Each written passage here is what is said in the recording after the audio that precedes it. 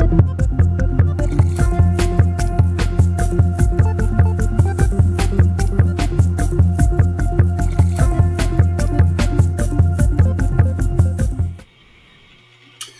buenas noches, estimados amigos. Muchas gracias por su sintonía. Estamos en Punto Crítico, un programa que todas las semanas estará atento a los acontecimientos económicos, políticos del país y del exterior. Y lo analizará, como su nombre lo indica, críticamente, tratando siempre de dar un enfoque propositivo, encontrando las razones de los problemas que nos aquejan y encontrando también soluciones. Sin duda, estimados amigos, el tema del día, de la semana, y yo creo que va a continuar por un tiempo hasta que se esclarezca el asunto, tiene que ver con las pretendidas renegociaciones del contrato de gas de Camisea que el premier o el presidente del Consejo de Ministros Bellido ha anunciado y ha publicitado. Y lo digo de esta manera porque lo primero que hay que mencionar con respecto a este tema es que no se ha seguido un procedimiento normal de una política de Estado.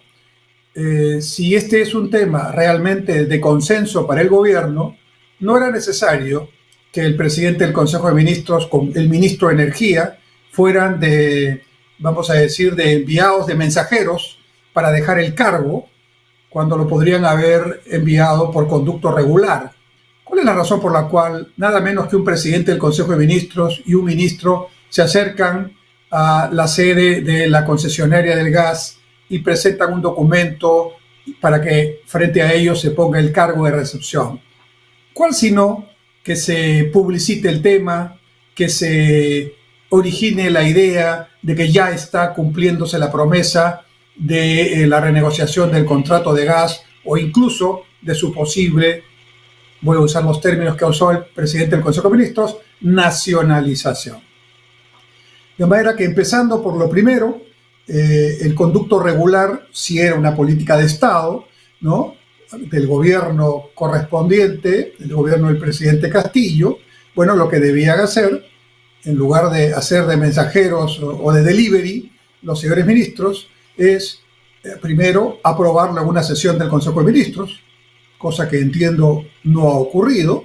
Se han reunido después del hecho para ponerse de acuerdo en qué van a declarar sobre el tema, pero no ha habido, entiendo, una reunión explícita para iniciar este proceso. Lo segundo era encargarle al sector correspondiente, que es el sector energía y minas, que procese el acuerdo correspondiente.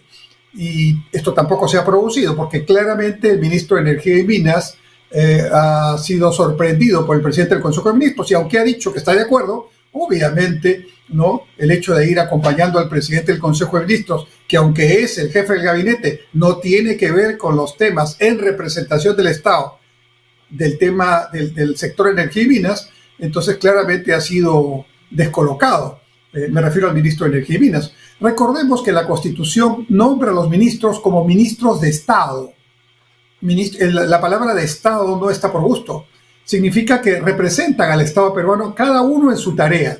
Y por lo tanto, el que le corresponde representar al Estado en este tema es el ministro de Energía y Minas, que ha actuado aquí en un papel secundario y hasta realmente de evidente sorpresa. Pero además, ni siquiera es el ministro de Energía el que tendría que haberlo hecho institucionalmente en nombre del Estado, sino quien firmó el contrato. Y la institución que por parte del Estado firmó el contrato digamos, Pluspetro, ¿no? La idea es que esta entidad, que es la que tiene que ver con la negociación, la firma del contrato en nombre del Estado, pues tenga esa capacidad, si es que el Estado o el gobierno, para hablar con mayor propiedad, le indica, pues tenga que hacer la tarea correspondiente. Así que en la parte conceptual, legal, de forma y de procedimiento, esto está con la carreta delante de los bueyes. Primer asunto. Segundo tema, el tema más importante. ¿Qué se supone que significa que el presidente del Consejo de Ministros tome decisiones vía tweet, ¿no? A través de las redes sociales, porque así ha sido, anunciando que ya se va a iniciar la renegociación del contrato, ¿no? Y que la institución, dije Pluspetróleo, ¿no? Es Perú Petro la que tiene que desarrollar la renegociación por parte del Estado. Tiene que ser, digamos, la empresa, me refiero, tiene que ser una negociación que esté de acuerdo a lo que el gobierno quiere. De lo contrario, ya amenazado claramente por el tuit, ¿no? Será una nacionalización de la empresa, lo que venga. Bueno, ¿qué significaría esto? Para empezar, ¿el gas es peruano? Sí, el gas es peruano. Pero estamos hablando del gas natural, del gas que sale de Camisea y que viene por un gasoducto desde Camisea, que está en el Cusco, hasta la costa, ¿no? A la planta de Melchorita, donde hay una planta de licuefacción y donde, digamos, la parte que no se utiliza para el consumo interno del gas natural se exporta, según el contrato. Bueno, entonces, ¿qué es lo que de alguna manera supondría la nacionalización si en ningún momento se ha desnacionalizado, ¿no? Ahora, si lo que se quiere es confiscar a la empresa que está de concesionaria de este contrato y, digamos, actuar de esa manera, lo que se estaría haciendo es una clara violación de la Constitución política vigente, que señala claramente el respeto de los contratos establecidos, que son contratos ley y que tienen que respetarse, salvo situaciones muy puntuales que la propia Constitución establece y que en este caso no se estarían dando, o tendrían que darse por una ley expresa del Congreso, situación que veo muy difícil que el actual Congreso, donde no tiene mayoría Perú Libre, pudiera aprobar. Entonces, el segundo aspecto es que incluso el concepto de nacionalización así mencionado es un concepto absolutamente demagógico, porque los recursos son nacionales, están en un contrato de concesión que está vigente, que es respaldado por la Constitución vigente y que, de acuerdo a eso, implica obligaciones y derechos de ambas partes, el Estado por un lado, y el que es el concedente, y el concesionario. En consecuencia, aquí también, hasta en el término utilizado, tenemos un problema de falta de claridad por parte del gobierno y particularmente del presidente del Consejo de Ministros. Pero se ha dicho además que es importante hacerlo porque ¿cómo es posible que los cusqueños o la zona sur del Perú no tenga el gas de Camisea en sus, digamos, casas y en sus actividades productivas? Situación, por supuesto, con la cual concordamos. Nosotros nos hacemos la misma pregunta, pero la respuesta a esta pregunta no tiene que ver con el contrato de Camisea ni con la empresa concesionaria. Tiene que ver, y lo digo con mucho énfasis, con la absoluta ineficiencia demostrada por el Estado para administrar los recursos provenientes de los ingresos que recibe como consecuencia de regalías y de impuestos y de utilizar estos recursos para beneficio precisamente, como debería ser, principalmente de la población cusqueña o de la población del sur del Perú. Por otro lado, contribuyendo además a que se haga una mayor confusión, se ha señalado que esto es bueno porque el gas está muy caro, pero lo que no se ha dicho es que el gas que está muy caro es el GLP, el gas licuado de petróleo. Ese gas, el GLP, no es el gas natural, de manera que cualquier renegociación supuesta que podría hacerse no implicará una disminución del precio del GLP, gas licuado de petróleo, que es el que usan buena parte de los peruanos en diferentes partes del Perú y que depende directamente de los precios internacionales del petróleo. O sea, no hay forma, no tiene que ver. Se cometió el mismo error que ustedes recordarán, se cometió cuando el gobierno del presidente Humala también hizo el ofrecimiento de bajar el precio del gas. La gente creyó que iba a bajar el precio del gas licuado de petróleo y al final del día nos enteramos que él estaba hablando también del gas natural. ¿Por qué el gas natural no está en el sur del Perú? Muy sencillo. El gasoducto del sur está paralizado. Esa obra ya debería estar construida y sirviendo al sur del Perú, como debería haber también un gasoducto en el norte para masificar el gas natural en el Perú, ¿no? Pero eso no está ocurriendo no por culpa del contrato o de la empresa concesionaria, no está ocurriendo porque como todos sabemos, ha habido en ese contrato de la concesión del gasoducto sur un proceso donde se ha detectado corrupción y consecuentemente está paralizado el concurso y el proceso de concesión. Nuevamente se están confundiendo papas con camotes. No tiene que ver una cosa con la otra.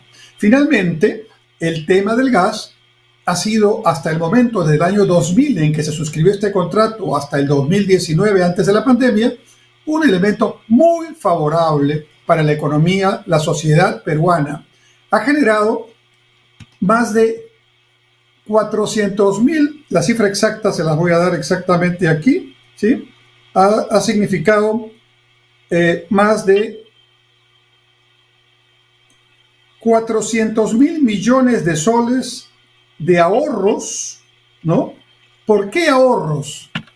Porque la matriz energética peruana, es decir, el tipo de energía que utilizamos en Perú, hoy es mayormente gas y energía proveniente de hidroeléctricas. Es decir, el petróleo ha bajado tremendamente su influencia y solamente está en algunos temas, como por ejemplo el transporte público. En consecuencia, esos ahorros de no tener que usar petróleo para la energía, por tener el gas natural, por tener el gasoducto, por tener este contrato, hay que considerarlos en el haber como país y no en el debe. Pero además, el Estado ha recibido desde 2000 hasta 2019 más de 40.000 millones de soles, ¿no? En términos globales, digamos, de regalías y de impuestos. Y Cusco en particular ha recibido más de 20.000 millones de soles. Entonces la pregunta es, ¿qué se ha hecho con estos montos tan importantes de regalías y de impuestos que se están pagando como producto de este contrato? Se dice que se va a renegociar el contrato, pero entre regalías, que significan un pago de 37.2% al Estado, e impuestos, que como sabemos son 30% que se paga al Estado, realmente estamos hablando de 67.2% los recursos generados por el gas que se están pagando al Estado hoy. ¿Qué se quiere renegociar? Se habla de 70%, es decir, quieren pasar del, porcentaje actual, que es de 67.2 al 70, 2 punto y pico por ciento, porque eso es lo que estarían diciendo. Y si no lo saben, demostraría una vez más una tremenda improvisación, un gran desconocimiento o un deseo de hacer a las locas una acción de negociación supuesta, pero que en la práctica solo sigue una consigna ideológica, una de las tantas ofertas electorales populistas, y que lo que están poniendo en juego es la situación económica del Perú, su imagen internacional y la propia posibilidad de llevar energía a los pueblos del interior del Perú y particularmente del sur. Vamos a hacer un alto en este momento y luego en la segunda parte seguiremos comentando este tan importante tema.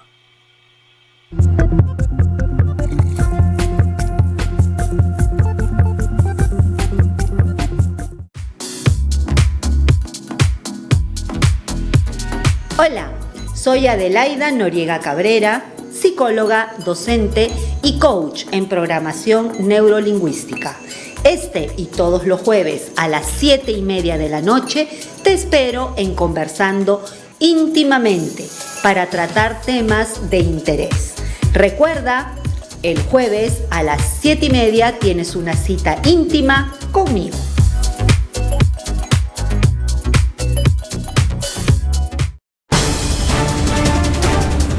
Los miércoles a las 9 de la noche los espero en Lapsus por Onda Digital Perú para que sepas la verdad, para que te enteres lo que realmente debes saber y para que no te dejes engañar por otros que siempre mienten o engañan a la población. Lapsus, Onda Digital Perú, miércoles 9 de la noche.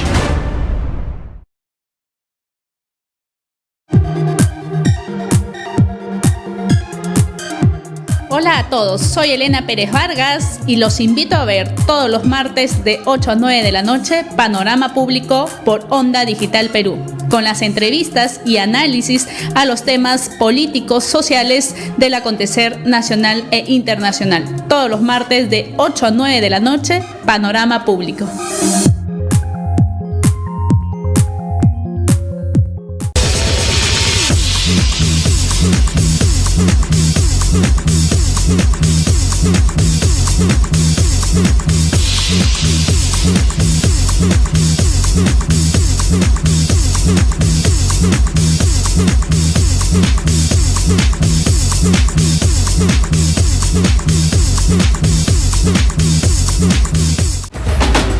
¿Buscas nuevas ideas para fortalecer tu negocio? Aquí en Onda Digital 18.4 y también por Cable Más tenemos Persevera Empresarial, un programa con ideas, consejos y sugerencias para ti y tu empresa. No te lo pierdas, martes 9 de la noche, Onda Digital 18.4. Te invitamos.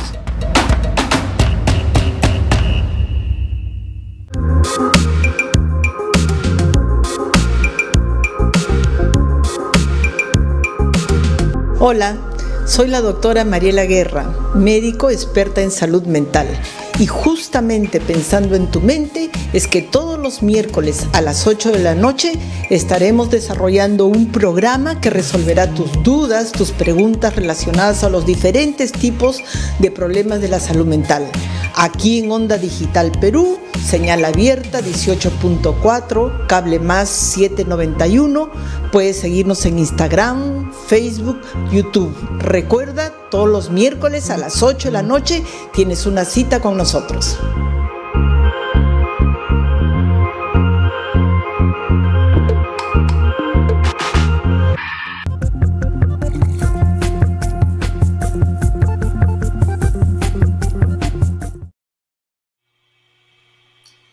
¿Cómo están, estimados amigos? Continuamos con nuestro programa Punto Crítico. Y estamos analizando el anuncio del presidente del Consejo de Ministros de iniciar lo que él llama unas negociaciones con el concesionario del contrato de gas en el Perú, con Pluspetrol, y hacerlo, como digo, con la amenaza de que si no se hace lo que dice el señor Bellido, pues se nacionalizará la empresa, los activos. En otras palabras, se desconocerán las obligaciones del Estado en este contrato. Ya he explicado la importancia que tiene el contrato de gas de Camisea, que por cierto es un contrato de los más importantes en términos de contribuciones al Estado peruano. Hay otros contratos que tienen menos contribuciones que este. Entre regalías e impuestos, casi hay un 70% de aporte al Estado. De manera que, ¿dónde está el abuso o la posición inadecuada de la empresa con respecto al gas? Segundo, he también señalado que el gas natural está siendo un componente muy importante de la matriz energética peruana.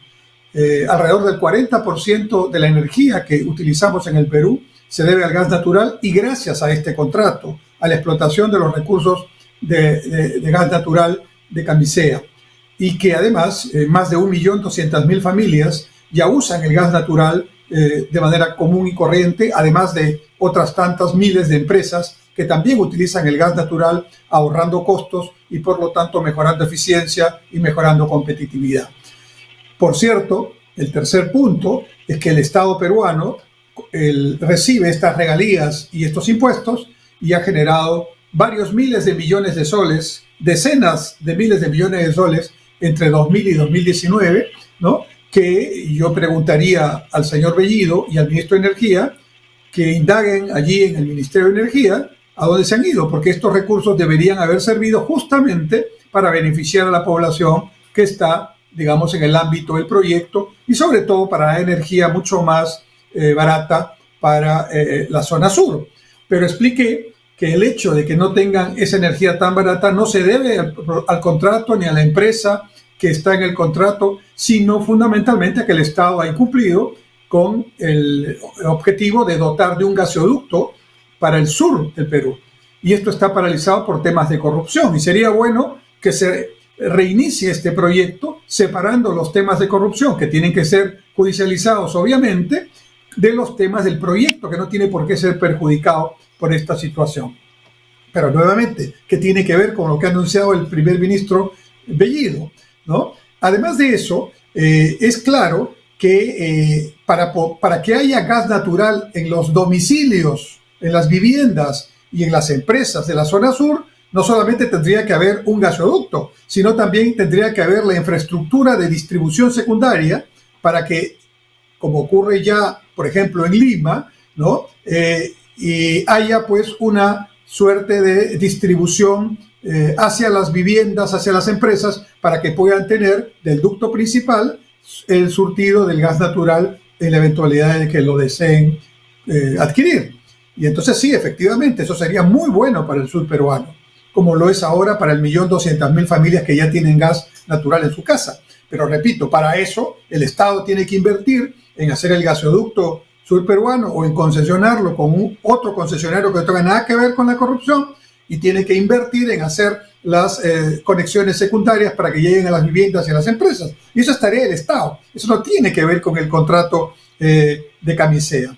Por otro lado, se dice que este gas se exporta. Sí, se exporta cuando no se utiliza internamente. Y en este momento hay una buena parte del gas que se tiene que reinyectar, porque hay un lote del gas de yacimiento de camisea que exclusivamente sirve al mercado peruano. Y el mercado peruano no está demandando la cantidad de gas que necesitaríamos o que deberíamos estar, porque lógicamente con la pandemia y la situación de paralización productiva que hubo en 2020 y que todavía no está del todo recuperada en muchos sectores, evidentemente la demanda de energía está recuperándose. Y en consecuencia hay parte de la energía que ya consume nuevamente el gas y demanda el gas, pero hay parte que no se está demandando. Y entonces la oferta está en términos prácticos en una cantidad superior a la demanda, ¿no? Y eso también es un problema que afecta, digamos, el proceso propiamente. Nuevamente, no es un problema del contrato del gas ni de la empresa. Ahora, dicho esto, si se pretendiera estatificar, nacionalizar, confiscar, el término que utilicemos, los yacimientos, desconocer el contrato, o sea, eso sería anticonstitucional. Y ya la presidenta del Poder Judicial ha señalado, obviamente manteniendo la reserva de no pronunciarse específicamente sobre el tema, pero ya ante una pregunta específica de un periodista ha señalado que en el Perú se debe respetar la Constitución, claramente señalando que si hay un desconocimiento del artículo correspondiente de la Constitución que señala el respeto por los contratos ley, ¿no? Entonces ahí habría una violación constitucional que obviamente tendría en su momento que ser determinada por los organismos correspondientes. Y de no producirse una recuperación de la medida tomada en ese sentido anticonstitucionalmente, la empresa concesionaria estaría en su derecho de ir, porque así lo señalan los contratos también, y así es en todo contrato de este tipo, iría a un tribunal arbitral donde 100% de seguridad el Estado peruano perdería, y se estima que el valor de la indemnización podría estar bordeando los 30.000 millones de dólares. Así es que, ¿de qué estamos hablando? ¿Con qué estamos jugando? ¿No? Pero dicho todo esto, que son razones más que suficientes para explicar la tremenda inconveniencia de este anuncio del presidente del Consejo de Ministros, el otro tema es la forma, el otro tema tiene que ver con la oportunidad de semejante despropósito. La forma ya le expliqué, unos ministros, que una situación inusual, con el presidente del Consejo de Ministros yendo a la, digamos, mesa de partes de Pluspetrol a presentar el documento para que la foto salga. Ya presenté, estamos iniciando la renegociación o eventual nacionalización. Para que el público, porque hay un público que le gusta este tipo de anuncios, no es la mayoría del Perú, la gran mayoría no estamos en eso, pero para que ese público radical, ¿no?, que quiere realmente destruir la economía peruana, ¿no?, esté, digamos, en una situación de satisfacción, porque supuestamente se están cumpliendo promesas importantes y temas importantes para el Perú y para los pobres. Pura demagogia, estimados amigos, puro populismo, y además absolutamente inadecuado en el tiempo. Apenas hace unos días, el presidente Castillo, en su primer viaje al exterior representando al Perú y supuestamente, entre otros objetivos, para ir y tranquilizar a los inversionistas en los mercados mundiales, fue primero a México y después a Washington y a Nueva York, y en sendos discursos y luego en entrevistas con periodistas, no, porque no le gustan los periodistas, con empresarios,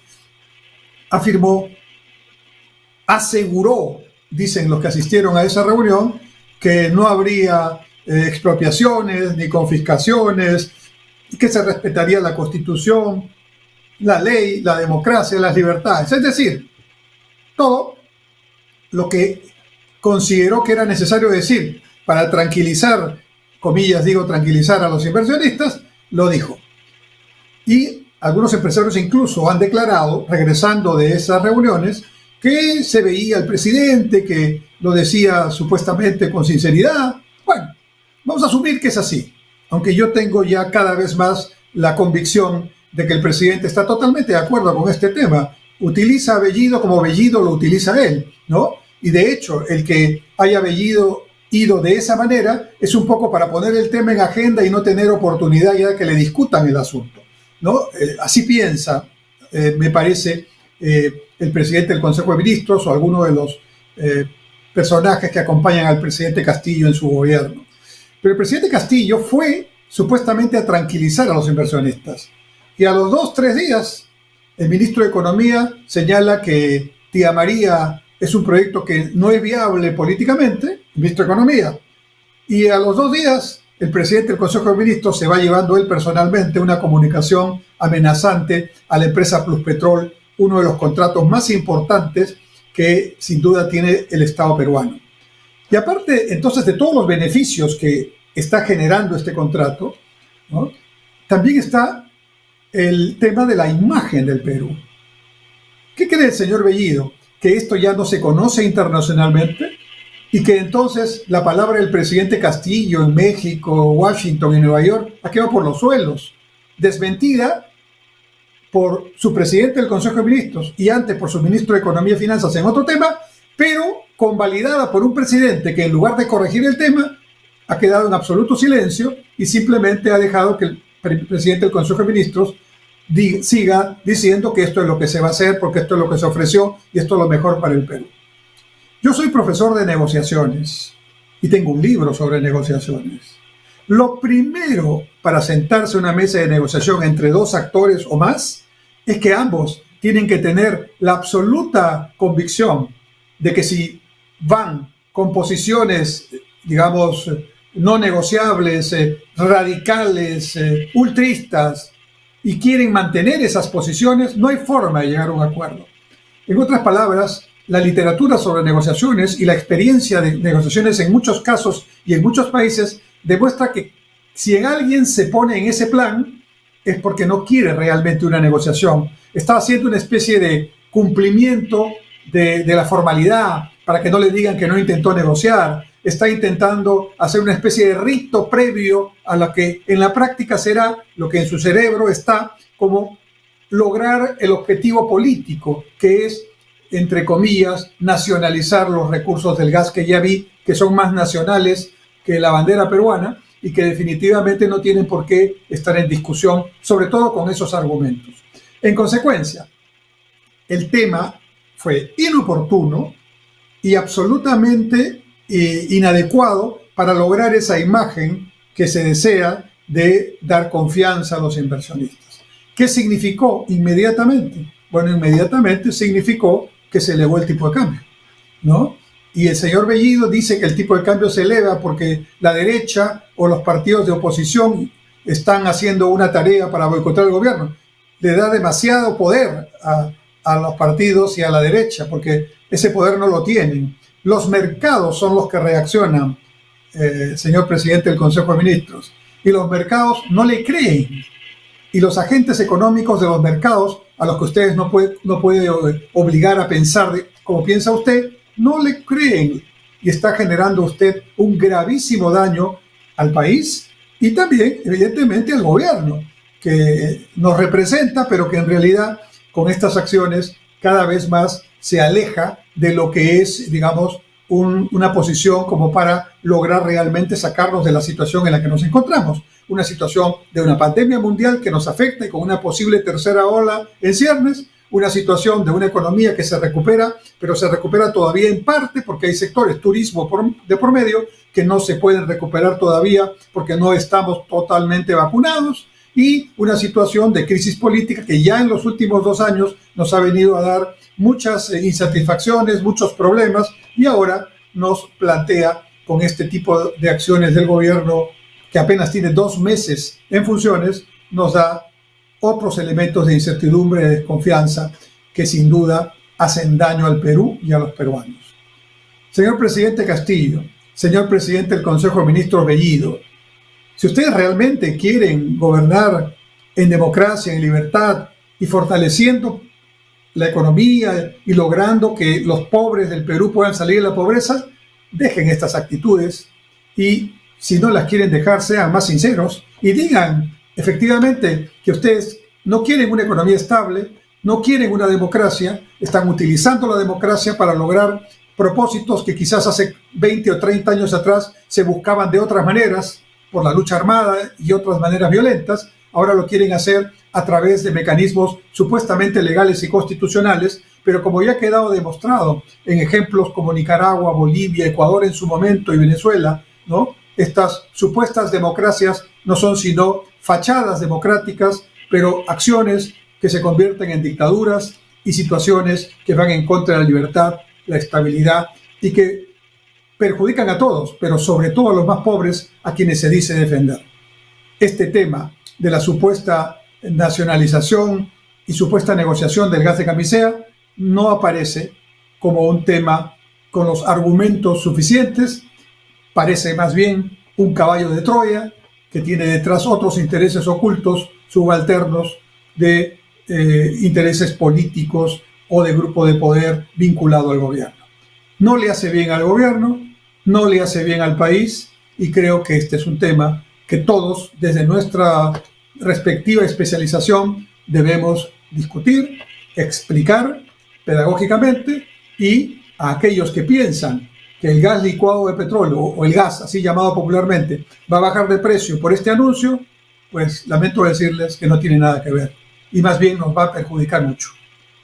Muchas gracias, estimados amigos, y Dios mediante nos vemos el próximo martes a las 7 de la noche en este su programa Punto Crítico por Onda Digital, canal de televisión. Y que tengan una muy buena semana. Gracias.